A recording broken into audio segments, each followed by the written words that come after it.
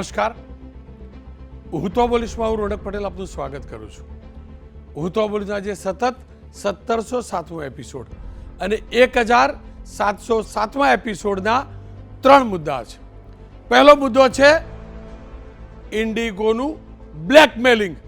એક કંપની કેવી રીતે આખા ભારતની સરકારને બ્લેકમેલ કરી રહી છે, દબાવી રહી છે, મજબૂર કરી રહી છે, કેમ કરી રહી છે એ મુદ્દે ચર્ચા કરવી છે. બીજો મુદ્દો છે બાબુઓની બાદશાહત. ત્રીજો મુદ્દો છે સમાધાન. આજે ખોડલધામની અંદર લેઉવા પાટીદાર સમાજના 2 મોટા નેતાઓ વચ્ચે સમાધાન થયું છે. એ મુદ્દો જાણવો છે. પણ શરૂઆત કરીએ હવાઈ ઉડ્ડયનમાં આવેલા સૌથી મોટા સંકટના, સૌથી મોટા કારણના પોસ્ટમોર્ટમ કરવાના મુદ્દાથી.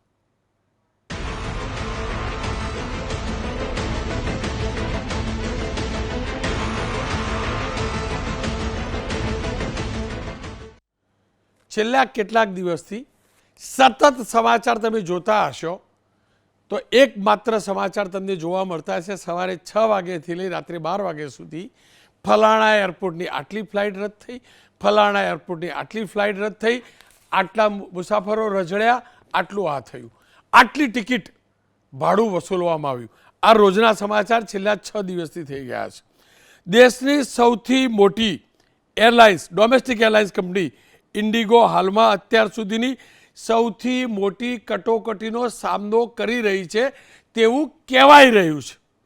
છેલ્લા 5-6 દિવસમાં 3000થી વધુ ફ્લાઇટ ઇન્ડિગોની રદ થઈ છે, જ્યારે આજના દિવસમાં 650થી વધુ ફ્લાઇટ કેન્સલ થઈ છે. દેશભરના એરપોર્ટની હાલત રેલવે સ્ટેશન કરતાં પણ બદતર છે. લોકો લાઈનો લગાડે છે, રાત ત્યાં પડ્યા રહે છે. સામાનનો ઢગલો તમે જોઈ શકો છો. એરપોર્ટ ટર્મિનલની અંદર ખાવા પીવાનું ખૂટી જાય એવી સ્થિતિ છે. 12-14 કલાક વેઇટિંગમાં બેઠા પછી ખબર પડે છે કે એમની ફ્લાઇટ રદ થઈ છે. આ સ્થિતિ કેમ સર્જાઈ સમજવું જરૂરી છે. આ એરલાઇન્સ કંપની અત્યાર સુધી હવામાનનો દોષ આપતી હતી કે ફોગ છે, ફલાણું છે, આમ છે.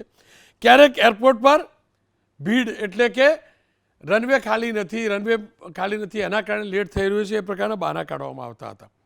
પરંતુ જે નિયમો છે એનું પાલન કરાવવાનું સરકારે શરૂ કર્યું, બસ ત્યારથી જ આ ક્રાઇસિસ ઇન્ડિગોમાં જોવા મળી છે. આપણા દેશની અંદર કુલ જેટલી હવાઈ સેવાઓ છે એનો 62% હિસ્સો ઇન્ડિગોનો છે. 62% હિસ્સો. અને જ્યારે કોઈ એક કંપની પાસે કોઈ સેક્ટરની અંદર મોનોપોલી આવે છે ને ત્યારે કેવી સ્થિતિ સર્જાય છે એ આપણા દેશની સરકારે આપણે વિચારવું પડશે. આ તો હવાઈ સેવા છે. આનાથી પણ વધુ એસેન્શિયલ સેવાઓ જ્યારે કોઈ એક કંપનીની પાસે જશે અને એમાં એની મોનોપોલી થાય તો કેવી હાલત થાય ને એ આ છેલ્લા 5 દિવસના અનુભવથી આપણે તમામે જાણવું જરૂરી છે. મૂળ વાત ઉપર આવું તો ઇન્ડિગોનો આખી જે ક્રાઇસિસ છે એનું પ્રાથમિક કારણ એવું કહેવાય છે કે સરકારે ફ્લાઇટ ડ્યુટીના ટાઈમિંગ લિમિટેશન એટલે કે FDTLના નવા નિયમો લાગુ કરેલા. આ પગલાંનો ઉદ્દેશ એ હતો કે પાયલોટ્સને થાકથી બચાવવા, પરંતુ તે ઇન્ડિગો માટે એક મોટો ફટકો હતો, કારણ કે આ નિયમો પહેલેથી હતા પણ આ કંપની પાસે પહેલેથી સ્ટાફની અછત હતી. નવા ફ્લાઇટ્સ લીધા, નવા રૂટ શરૂ કર્યા, પણ જરૂર પ્રમાણેની નિયમો મુજબ જરૂર પ્રમાણેની પાયલોટ્સની ભરતી ન કરી. 2 ડિસેમ્બરે આ સંકટની શરૂઆત થઈ. 6 ડિસેમ્બર સુધી મેં કહ્યું તેમ 3000 ફ્લાઇટ રદ કરાઈ છે. અમદાવાદ એરપોર્ટ ઉપર હવે ધીમે ધીમે સ્થિતિ સાધારણ થાય છે. ટર્મિનલ બિલ્ડિંગ ઉપર એવી કોઈ અવ્યવસ્થા નથી, પણ દિલ્હી, મુંબઈ, બેંગલુરુ, કલકત્તા તમામ ઠેકાણેથી જે યાત્રીઓની તકલીફ છે એના સમાચાર મળી રહ્યા છે. અલગ કેસ સ્ટડી જોજો. અલગ કેસ સ્ટડી હું તમને રજૂ કરવા જઈ રહ્યો છું. ઇન્ડિગોની ફ્લાઇટ કેન્સલ થતાં કેવી હાલાકી ભોગવવી પડે છે. એક નવયુગલ કે જેઓનું પોતાનું રિસેપ્શન હતું પણ આ ઇન્ડિગોની ફ્લાઇટ રદ થઈ એટલે પોતાની જગ્યાએ જઈ ન શક્યા. આપ આ જોઈ શકો છો. એરપોર્ટ પર બેઠા નવયુગલ ત્યાં રિસેપ્શનમાં જોડાયું છે. આ પાપ છે ઇન્ડિગોનું. ટિકિટ લીધેલી હતી ટિકિટ લીધેલી હતી પણ આ નવયુગલ લગ્ન સ્થળે ન પહોંચી શક્યું. હવે બીજા દ્રશ્યો જોજો. આફ્રિકન મહિલા છે, તે સારવાર માટે આપણા દેશમાં આવી હતી, ફ્લાઇટ કેન્સલ થતાં તે અટકાઈ. એનો ગુસ્સો જોજો, એનો આ ગુસ્સો જુઓ. અને કેમ ન હોય, કેમ ન હોય? કારણ કે આ ડોમેસ્ટિક ફ્લાઇટ અન્ય કનેક્ટેડ ફ્લાઇટને બીજા સેન્ટરથી જોડે છે. આ ડોમેસ્ટિક ફ્લાઇટ તમે ચૂકો, સમજી લો તમારે કેનેડા જવું છે, તમારી કનેક્ટેડ ફ્લાઇટ બેંગ્લુરુ છે, તમે અમદાવાદથી સમયસર બેંગ્લુરુ નથી પહોંચી શકતા, સમયસર કનેક્ટેડ ફ્લાઇટ માટે મુંબઈ નથી પહોંચી શકતા, દિલ્હી નથી પહોંચી શકતા, તો આગળની ફ્લાઇટ પણ કેન્સલ થાય છે. હવે અન્ય એક વિડીયો બતાવું. હાલત જોજો, દર્દનાક કિસ્સો છે. આ તો દર્દનાક કિસ્સો છે. એક પિતા દીકરી માટે સેનેટરી પેડ માગી રહ્યો છે. પિતા એટલા અકળાઈ ગયા કે ટેબલ પર હાથ પછાડીને કહી રહ્યા છે. અને કેમ ન કે લાંબા સમય સુધી એરપોર્ટની અંદર રહેવું, બેગેજ ચેકિંગ કરાવી લીધેલું હોય, કોઈ બીજી એક્સ્ટ્રા વ્યવસ્થા ન હોય એરપોર્ટમાં, કેવી રીતે દીકરીની હાલત થઈ છે આપ સમજી શકો છો. હવે આ તમામની વચ્ચે અપસાઉન્ડ પણ જોજો, એનો ગુસ્સો જોજો. मेरे बेटे को प्यार चाहिए, दे दो, दे दो, प्यार चाहिए, दे दो, प्यार है।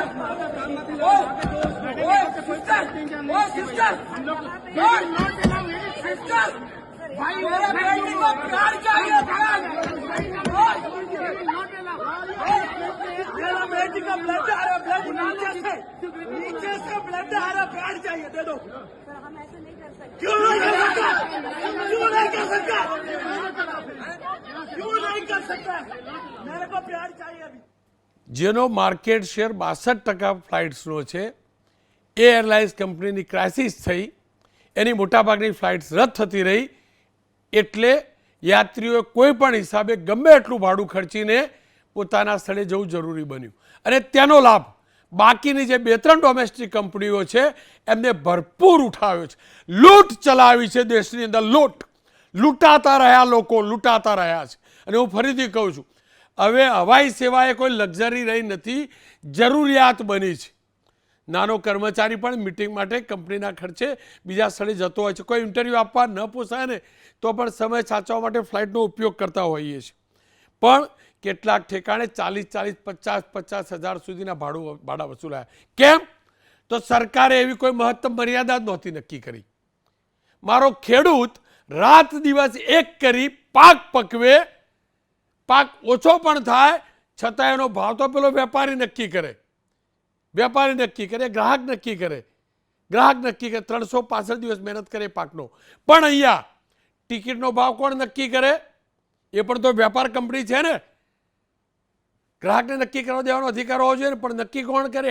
Airlines company. અને અદ્ભુત લૂંટ ચલાવી છે, રીતસરની લૂંટ ચલાવી બાકીની 2-3 એરલાઇન્સ કંપનીઓએ. અને એટલે જ લાગ્યું કે આ મુદ્દાને સમજવો પણ જરૂરી છે, ચર્ચા કરવી પણ જરૂરી છે. હું ફરીથી કહું છું, આ એવિએશન સેક્ટર છે, પણ જે સેક્ટરની અંદર વધુ પ્લેયર ન રહ્યા ત્યારે જ્યારે પણ ક્રાઇસિસ સર્જાશે ને એટલે સિસ્ટમ ડિસ્ટર્બ થશે. અને જ્યારે સિસ્ટમ ડિસ્ટર્બ થશે ને તો એનો ભોગ આપણે નાગરિકો બનીશું. કલ્પના કરો, અત્યારે 60%ની જગ્યાએ માત્ર 10% હોત અને 3-4 કંપનીની જગ્યાએ 10-15 કંપની હોત તો ઇન્ડિગોની આ ક્રાઇસિસ હતી તેની અસર 10%થી વધુ ના થતે. પણ કેમ કે 3-4 કંપની છે અને 62%નો હિસ્સો છે અને 62% હિસ્સાવાળી કંપની ક્રાઇસિસમાં આવી ત્યારે તેની મોટી અસર જોવા મળી છે. ધીમે ધીમે અસર ઓછી થશે એવી શક્યતા છે. પણ આ એરલાઇન્સ કંપનીની નફટાઈ પણ જોજો. આ જે ગાઈડલાઇન જે છે ને એનું નોટિફિકેશન 2024માં બહાર પડ્યું હતું, પણ આ કંપની એને જરાય ધ્યાન આપતું નહોતું, જરાય. બીજું કારણ નિયમોનું પાલન કરાવવાનું હતું. ઇન્ડિગોની સામે અત્યાર સુધી આંખ કાન કરવામાં આવ્યા, પણ નિયમોનું પાલન કરાવવાની જવાબદારી DGCAની હતી. કોંગ્રેસે વારંવાર સવાલ ઉઠાવ્યા, વિપક્ષે સવાલ ઉઠાવ્યા. DGCAને ખબર હતી દેશની સૌથી મોટી એરલાઇન્સ કંપની છે એટલે તૈયાર નહીં હોય, પણ જ્યારે પ્રેશર બન્યું એટલે આ કાર્યવાહી કરવી પડી. અને કાર્યવાહી કરવી પડી એટલે મહેસાણી ભાષામાં કહું તો આ કંપનીએ ઉગાડ કાઢ્યો અને આપણે હેરાન થયા. બસ એટલે જ આ મુદ્દાને સમજવા, ચર્ચા કરવા માટે મનીષભાઈ શર્મા જોડાયા છે, ચેરમેન છે અક્ષર ટ્રાવેલના. Captain Hiren Dave aviation ground instructor છે, captain Umang Jani aviation expert છે. શરૂઆત મેં મનીષભાઈ સાથે વાત કરી છે એનાથી જાણી લઈએ, કારણ કે યાત્રીઓને કેવી મુસાફરી તકલીફ પડી છે, વ્યવસાયને કેટલી તકલીફ પડી છે, એ મનીષભાઈ સારી રીતે સમજાવી શકશે. મનીષભાઈ, પાછલા એક અઠવાડિયાની અંદર ઇન્ડિગો કંપનીની આ જે કટોકટી સર્જાઈ તેના કારણે જે તમારો વ્યવસાય છે એને કેટલું નુકસાન થયું હશે, લોકો કેવી રીતે હેરાન થયા છે, અને ખાસ કરીને જે મોનોપોલી બની ગઈ છે 4-5 કંપનીઓની એવિએશન સેક્ટરમાં, એ કેટલી ઘાતક ને કેટલી ખતરનાક? રોનકભાઈ, આપે ખૂબ સરસ વાત કરી મોનોપોલીવાળી, પણ એના પહેલાં વાત કરીએ તો છેલ્લા અઠવાડિયાના કારણે ખાલી ગુજરાતની વાત કરીએ તો 350 કરોડથી વધારે નુકસાન ટુરિઝમ ક્ષેત્રેથી લઈને જાહેર જનતાને થયું છે. એનું કારણ છે કે લોકોની ઓનવર્ડ ફ્લાઇટ, જેમ કે અમદાવાદ મુંબઈ, અમદાવાદ દિલ્હીથી ઓનવર્ડ આફ્રિકા હોય, ઓસ્ટ્રેલિયા હોય, અમેરિકા હોય કે લંડન હોય, એ બધી ફ્લાઇટો ચૂકી જવાના કારણે નો શો થયા છે. કેટલાય લોકો એપોઇન્ટમેન્ટ હતી, કેટલાય લોકોનું ઇમરજન્સી હતી, આ બધા લોકો ફ્લાઇટો ન મળવાના કારણે અમદાવાદ બોમ્બે કે અમદાવાદ દિલ્હીની 90,000 સુધીના ફ્લાઇટના ખર્ચા કરીને લોકો ગયા છે. સાથે સાથે ટુરિઝમની વાત કરીએ તો આ અત્યારે ટુરિઝમનું ટાઈમ કહેવાય અને લોકો ખૂબ બહાર પ્રવાસ માટે જતા હોય છે. ખાસ કરીને હનીમૂનર્સથી લઈને સામાન્ય પ્રવાસી હોય, એ બધાની ટૂરો કેન્સલ થઈ છે. અને આમ ચારે બાજુ જોવા જઈએ તો અફરાતફરીના કારણે લગભગ ગુજરાતને 300થી 350 નુકસાન થયું છે. મહત્વની વાત કરી કે હવે એરલાઇન્સ કે વિમાન પ્રવાસ એ લક્ઝરી નથી રહી, એ સામાન્ય પ્રવાસની જરૂરિયાત બની ગઈ છે. અને આવા સંજોગોમાં જ્યારે ઇન્ડિગો એરલાઇન્સ 62% જેટલું માર્કેટ શેર હોલ્ડ કરી મોનોપોલી રાખતી હોય, ત્યારે આ ખૂબ ઘાતક સાબિત થયું છે. જે અગાઉ પણ અમે આ વિશે રજૂઆત કરેલી, પણ આપણે આ પ્રેક્ટિકલ જોયું અને આખા દેશ લેવલે જે તકલીફો ઊભી થઈ છે એ સરકારના પણ ધ્યાનમાં આવ્યું અને લોકોના પણ ધ્યાનમાં આવ્યું છે. મનીષભાઈ, જે પ્રકારે ભાડા અત્યારે વસૂલવામાં આવ્યા, મજબૂરીનો ફાયદો ઉઠાવી, એક કેટલા ભાડા રહ્યા, અને શું ભૂતકાળમાં જ્યારે ડિમાન્ડ વધી છે ત્યારે આડેધડ ભાડા વધારાયા છે કે પછી પ્રમાણસર ભાડા વધારાયા છે? જે રોનકભાઈ, આપણે બહુ સરસ વાત કરી. અત્યારે આ જે અઠવાડિયાની અંદર પ્રોબ્લેમ થયો છે એ અમદાવાદ દિલ્હી અમદાવાદના 75,000 સુધી ભાડા વસૂલાયા છે, હૈદરાબાદના 70,000થી 95,000, મુંબઈના 45,000થી 50,000 સુધીના અન્ય એરલાઇન્સોએ ભાડા વસૂલાયા છે. આપણે જોયું હતું કે પ્રયાગરાજ વખતે પણ લોકોએ જે વન વે અમદાવાદ અયોધ્યા, અમદાવાદ પ્રયાગરાજ કે અમદાવાદ વારાણસીના 50,000-60,000 રૂપિયા ભાડા વસૂલાયા છે. આ પ્રશ્ન આજનો નથી. છેલ્લા આપણે જોઈએ કે લો કોસ્ટ એરલાઇન્સના નામે જ્યારે સિઝન આવે, જ્યારે ફેસ્ટિવલ આવે, વેકેશનનો ટાઈમ આવે, તો અમદાવાદ શ્રીનગર અમદાવાદની વાત કરીએ તો 50,000 સુધી એરફેર હોય છે. જ્યારે કે ઇન્ટરનેશનલ ફ્લાઇટો 25,000માં વિયેતનામથી લઈને બાલી, શ્રીલંકા, સિંગાપોર, દુબઈ જેવી કોઈ પણ સેક્ટરમાં જાઓ તો એ લોકોનો એવરેજ રેટ 25,000થી 35,000 હોય છે. જ્યારે લોકલ આપણા એરફેર 50,000 સુધી થતા હોય છે, જે ખરેખર અંકુશમાં લેવાની જરૂર હતી.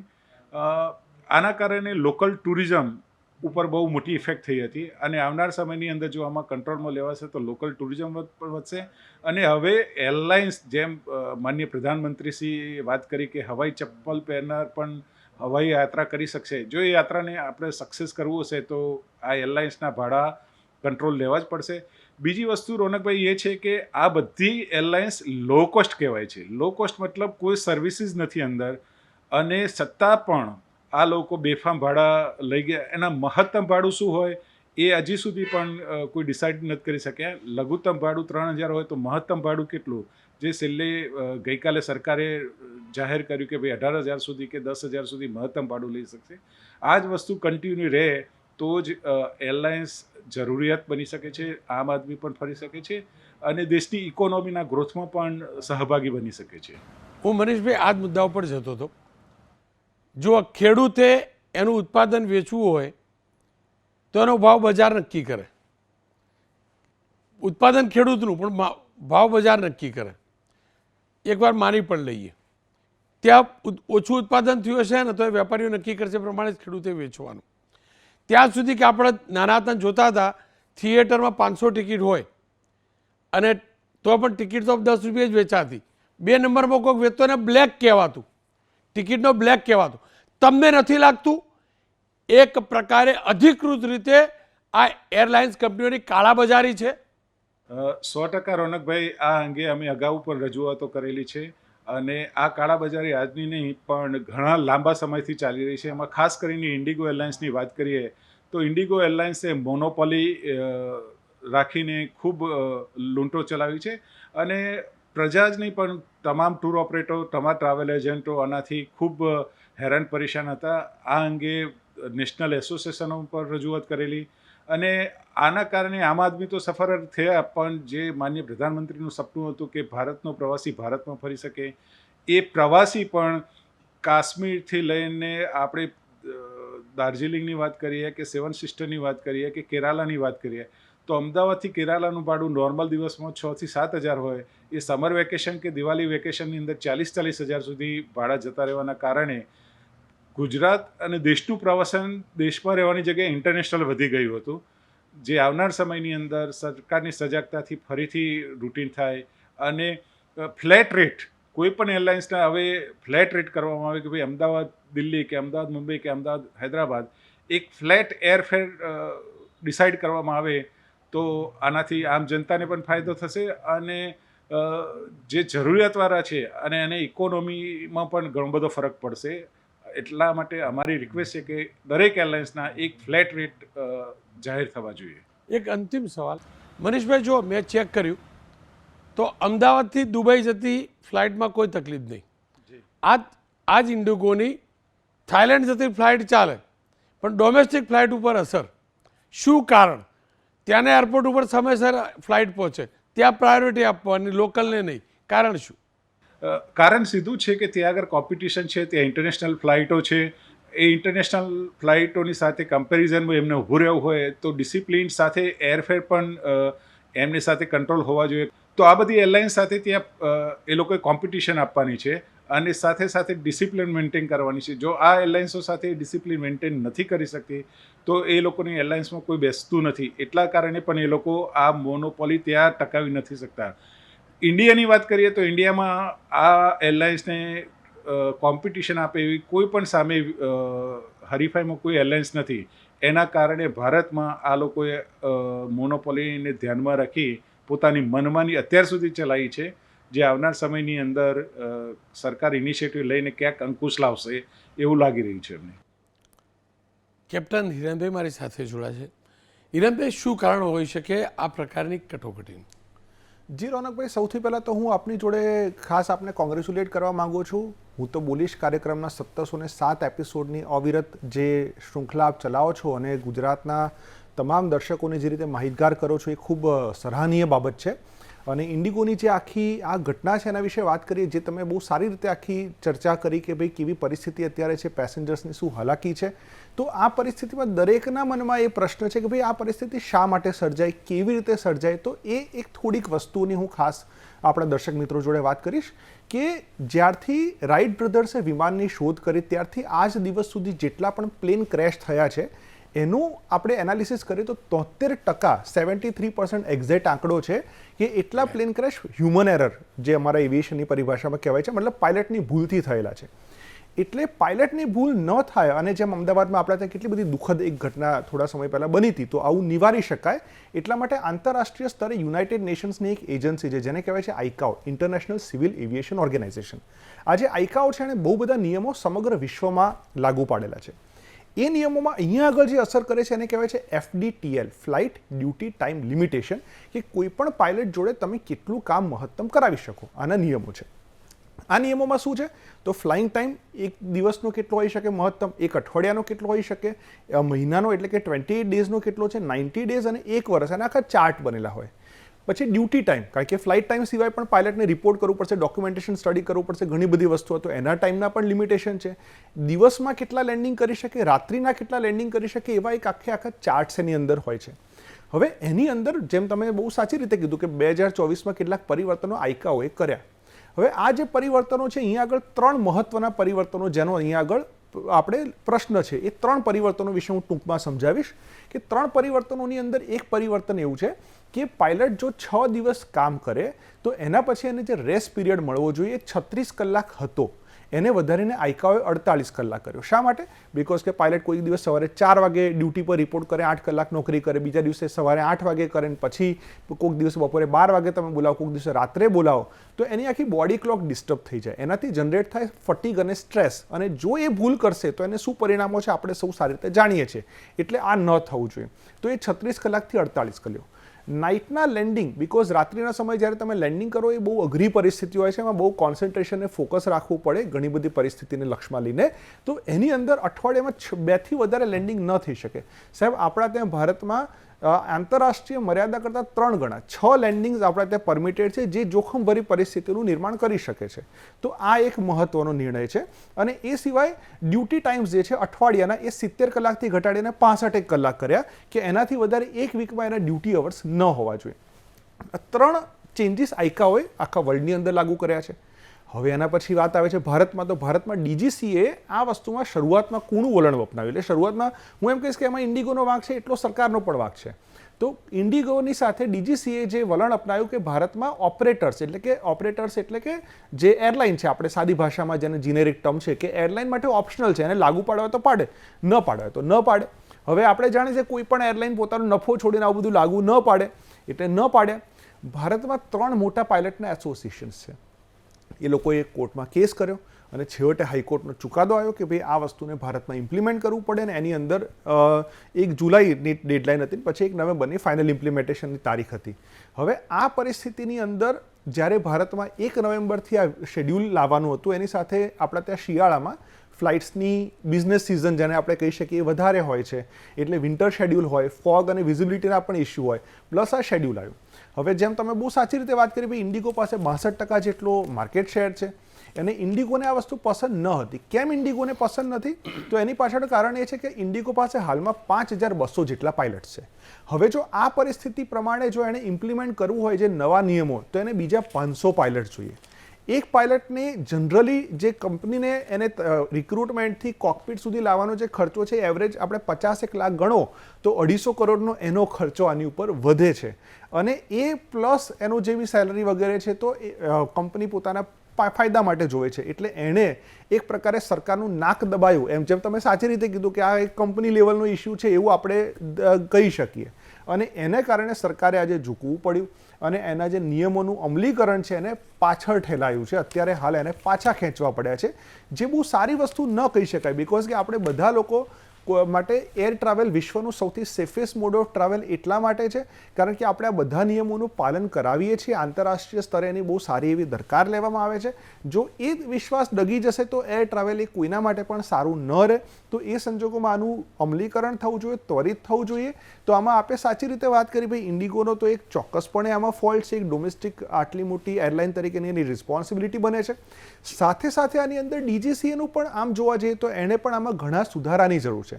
કારણ કે સાહેબ અત્યારે આપણા પ્રધાનમંત્રીશ્રીની ઉડાન યોજના છે, બહુ બધા આપણા ટાર્ગેટ્સ છે, વિશ્વનું 3જું સૌથી મોટું ડોમેસ્ટિક માર્કેટ ભારતમાં છે.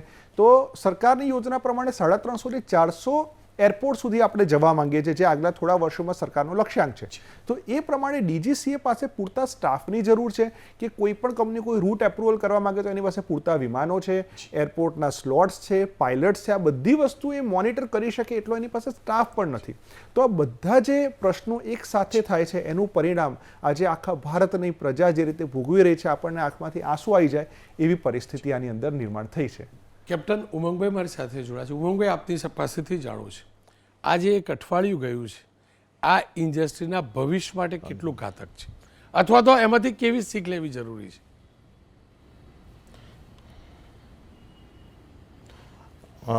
સૌથી પહેલાં તો એબીપી અસ્મિતાના દર્શકોને મારા નમસ્કાર. રોનકભાઈ, આમાં એવું છે કે જ્યારે ફ્લાઇટ ડ્યુટી ટાઈમ લિમિટ જે જાન્યુઆરી 2024માં એનું જ્યારે ડીજીસીએ એનું પરિપત્ર બહાર પાડેલું, અને એનું અમલીકરણ એનું જે ફર્સ્ટ ફેઝ છે તે 2025ના જુલાઈમાં એનું અમલીકરણ થયું. જ્યારે ડિસેમ્બર 2025માં જ્યારે સેકન્ડ ફેઝનું એક્ઝિક્યુશન કરવાનો વખત આવ્યો ત્યારે આ પરિસ્થિતિનું નિર્માણ થયું. હવે ભવિષ્યમાં એટલે કે પાયલટોની અછત એ બહુ સ્પષ્ટપણે આમાં દેખાઈ આવતી હોય એવું લાગે છે. આગામી સમયમાં લગભગ 2025ના એન્ડ અને આવતા 2026માં લગભગ 900 જેટલા પાયલટ્સ જો ઇન્ડિગો હાયર કરે ત્યારે કદાચ એનું સેચ્યુરેશન આવે એવું બને, જેમાં લગભગ 300 જેટલા કેપ્ટન્સ અને 600 જેટલા જુનિયર ફર્સ્ટ ઓફિસર્સ ઇન્ડિગોને રિક્રુટ કરવા પડે. એટલે હવે નજીકના ભવિષ્યમાં ઇન્ડિગો પાસે માત્ર એક જ ઓપ્શન છે, કારણ કે DGCA જે છે એ તો આ નવા FDTLના નિયમો લાગુ કરે છૂટકો, એટલે ઇન્ડિગોએ જ આમાં હવે આગામી પાયલટોની ભરતી અને જે બીજા ટેકનિકલ સ્ટાફ છે એની ભરતી કરવાની રહેશે. ઇન્ડિગોએ જ્યારથી આ નિયમો લાગુ થયા છે ત્યારથી ઇન્ડિગોએ નો ડાઉટ એનું રિક્રુટમેન્ટ વધારેલું, પણ જે માત્રામાં એની સામે એના રૂટ પણ વધાર્યા, નવા ફ્લાઇટ્સ, નવા એરક્રાફ્ટ એમણે ઇન્ટ્રોડ્યુસ કર્યા એમની ફ્લીટમાં. એટલે છેવટે સરવાળો તો ત્યાંનો ત્યાં જ આવીને ઊભો રહ્યો. અને જે 62% જે શેર છે આનો જે એર ટ્રાફિકમાં, એને કારણે એનો ઇમ્પેક્ટ પણ સૌથી મોટો જોવા મળ્યો. જે બીજી બધી એરલાઇન્સ હતી એ આ ચેન્જીસને બહુ ઇઝીલી એડોપ્ટ કરી લીધા, પણ ઇન્ડિગોમાં જે માઇનોર વેફર્સ જે છે બહુ જ જેને કહેવાય ને સ્લોટ અને બહુ જ ટાઇટ શેડ્યુલ્સ, ને એને કારણે આ પ્રકારની પરિસ્થિતિનું નિર્માણ થયું છે. આ પરિસ્થિતિનું રિસોલ્વ થઈ જશે, કારણ કે દુનિયાની કોઈ સમસ્યા અમે કદી પરમેનન્ટ નથી હોતી, એટલે આનું રિસોલ્વ તો થઈ જ જશે. ફેબ્રુઆરીમાં જે આ એક્ઝિક્યુટ કરશે, ફરીથી FDTLના નવા નિયમો જે છે એ લાગુ કરવામાં આવશે અને એની પહેલાં ઇન્ડિગોએ આ જે છે એડોપ્ટેબિલિટી સ્વીકારવી જ પડશે. ઉમંગભાઈ, તમને લાગે છે સરકારે ન છૂટકે જે સ્થિતિ સર્જાઈ, અરાજકતા જોવા મળી, એના કારણે બાંધછોડ કરવી પડી?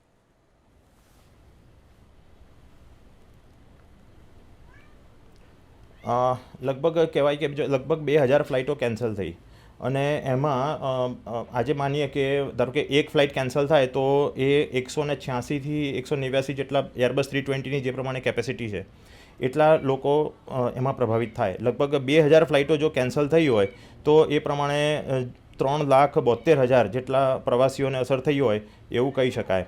એટલે સરકારે પ્રવાસીઓની જે પરિસ્થિતિ છે અને હાલની જે વર્તમાન પરિસ્થિતિ, જે એરપોર્ટની જે સ્થિતિ સર્જાઈ છે એને ધ્યાનમાં રાખીને સરકારે આ બાંધછોડ કરી હોય એવું પ્રાથમિક નજરે લાગી રહ્યું છે.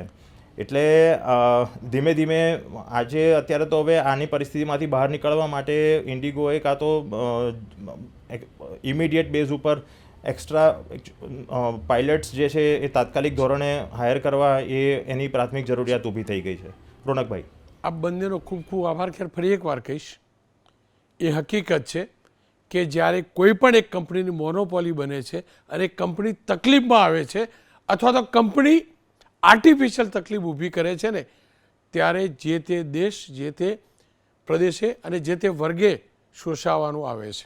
એ અહીંયા સાબિત થયું છે. અને ફરીથી કહું છું, સરકારે ભાડા નિયંત્રણ કર્યું, ગ્રાફિક્સ પણ તમે જોયા હશે, મહત્તમ મર્યાદા પણ નક્કી કરી કે આનાથી વધુ ભાડું નહીં લેવું, પણ અહીંયા પણ સરકારે છૂટછાટ આપી કે જ્યાં સુધી આ રિઝોલ્વ ન થઈ શકે ત્યાં સુધી. કેમ ભાઈ, કેમ રિઝોલ્વ થાય કે ન થાય, મન ફાવે તેઓ લૂંટ ચલાવવાનો અધિકાર મારા દેશમાં કોઈ પણ એરલાઇન્સ કંપનીને કેમ? 40,000, 50,000 રૂપિયા ભાડું લેવાનું, અને પછી જો કોઈ એમ કહેતો હોય કે પોસાતું હોય તો જાય, ન પોસાતું હોય તો ન જાય, તો એ કહેવાનો અધિકાર એટલે નથી કે એરપોર્ટ મારા દેશની ભૂમિ ઉપર બનેલા છે અને એરપોર્ટની જમીન મારા દેશના ખેડૂતોએ આપેલી છે, જે તે નગરપાલિકા, મહાનગરપાલિકાએ આપેલી છે. એરલાઇન્સ કંપનીઓના પોતાના એરપોર્ટ નથી. જ્યારે મારા દેશના એરપોર્ટ લો છો તમે, તો તમારી ફરજ છે દેશના નિયમોનું પાલન કરવાનું. અને સરકારને હાથ જોડીને વિનંતી છે કે જ્યારે લો કોસ્ટ એરલાઇન્સની આપણે વાત કરીએ છીએ ત્યારે ભાડાની મર્યાદા નક્કી કરવી અને એનું પાલન થાય ને તેનું ધ્યાન રાખવું જરૂરી છે. એ જવાબ ક્યારે ન હોઈ શકે કે જેને પોસાય વિમાનમાં જાય અને પોસાય ન જાય. વિમાન આકાશમાંથી પડે છે ને એટલે પોસાય એ પણ મરે છે, અને જે નીચે હોય છે ને એ પણ મરે છે. આપણે જોયું છે એક ગરીબ માતાને દોડતી જોઈ છે સિવિલની અંદર મેં, એનો દીકરો ગયો એટલે એ નથી જોતું કે આ વિમાનવાળો બેઠો છે કે નથી બેઠો. ટિકિટ એને જીવનમાં ભલે ન લીધી હોય પણ એની છેક ઉપર જવાની ટિકિટ એ પ્લેનના કારણે જાય છે. અને એટલે જ કહું છું નિયમોની અંદર એરલાઇન્સ કંપનીઓને બાંધવી જરૂરી છે અને આમાંથી શીખ મેળવીને કોઈ પણ સેક્ટરની મોનોપોલી કોઈ પણ કંપની પાસે ન જાય ને એની તકેદારી રાખવી જરૂરી છે.